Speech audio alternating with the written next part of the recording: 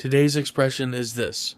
At first glance, it looks super easy, but one small mistake can make your answer completely wrong. Most students get this wrong because they don't follow the correct rule. If you solve this expression without using the rule, there's a high chance your answer will be incorrect. In today's video, I'll explain the rule that will help you never get these types of questions wrong again. If you already know the rule, tell me in the comments which rule should be followed.